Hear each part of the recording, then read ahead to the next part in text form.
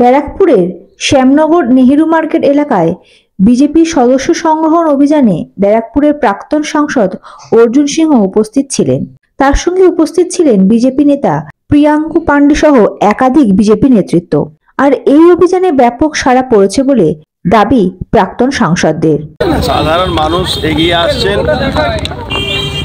ভারতবর্ষে হিন্দুদের বাঁচতে গেলে, পৃথিবীদের হিন্দুদের বাঁচতে গেলে ভারতীয় জনতা পার্টি মেম্বার হতে বলে নিশ্চিত একটা মানসিক বল, মানসিক সাপোর্ট পাওয়া যাচ্ছে। বিশেষ করে আজকে পশ্চিমবাংলা পাশেই পূর্ব বাংলাতে যে অবস্থা চলছে, হিন্দু নিধন হচ্ছে, সেখানকার জন্যে ভারতীয় জনতা পার্টি যখন যেভাবে লড়াই দিচ্ছে, আমরা পেট্রাপোল বর্ডারে যাব, সব যত গাড়িগুলো এখান থেকে ওদেরকে জিনিসপত্র যায় বাংলাদেশে।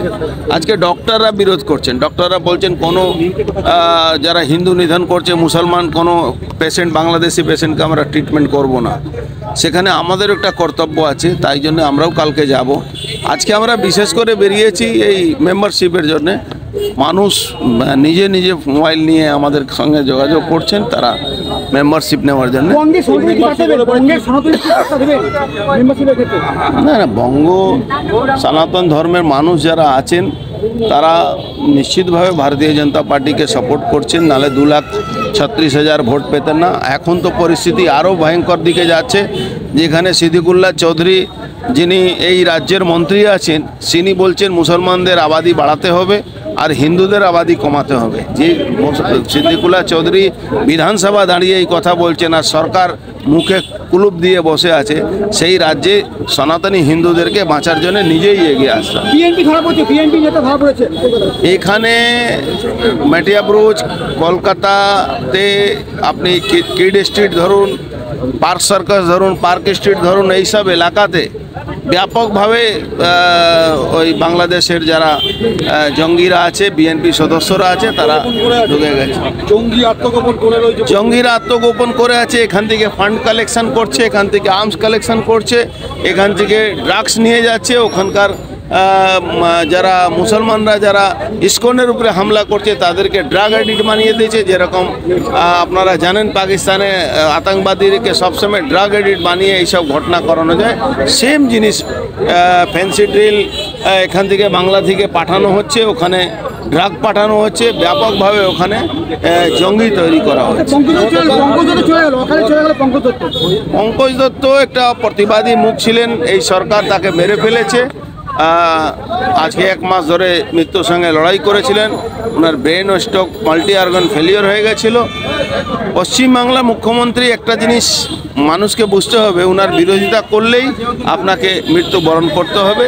তা সত্ত্বেও পঙ্কজবাবু যেভাবে লড়াই দিতেন, যেভাবে মানসিকভাবে লড়াই করতেন, যেভাবে মানুষ কাছে নিজের কথা তুলে ধরতেন, তার তিনি নিশ্চিতভাবে মৃত্যু হয়েছে, কিন্তু আমরা বলবো তিনি বাংলাকে একটা নতুন দিশা দেখিয়ে।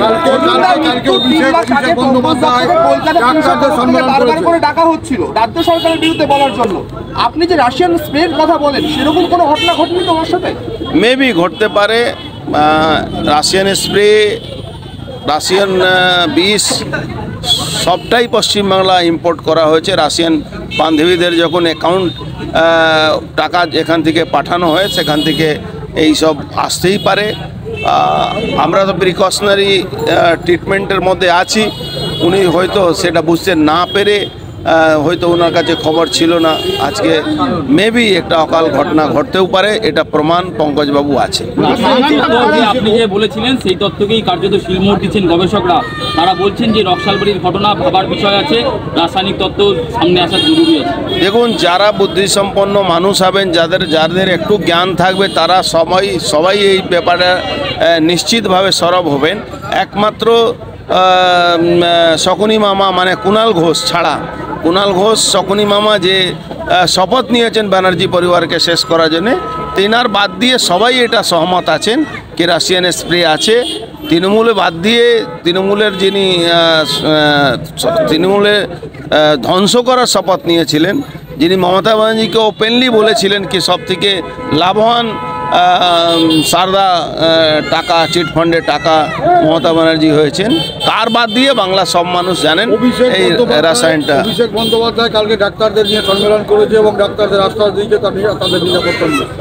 পিসি ভাইপো লড়াই আছে, উনি ডায়মন্ড হারবার মুখ্যমন্ত্রী হতে চাইছেন, আর ডায়মন্ড হারবার মুখ্যমন্ত্রী ভার্সেস বাংলার মুখ্যমন্ত্রী লড়াই চলছে। কে ভালো কাজ করছে, ডায়মন্ড হারবারে মুখ্যমন্ত্রী ভালো কাজ করছেন না বাংলার মুখ্যমন্ত্রী ভালো কাজ করছেন? কিন্তু একটা জিনিস উনি ভুলে যাচ্ছেন কি, উনি ভাইপো ব্যানার্জি না থাকলে এই ডাক্তাররা ওনার কথা শোনবার জন্য ওখানে আসতো না।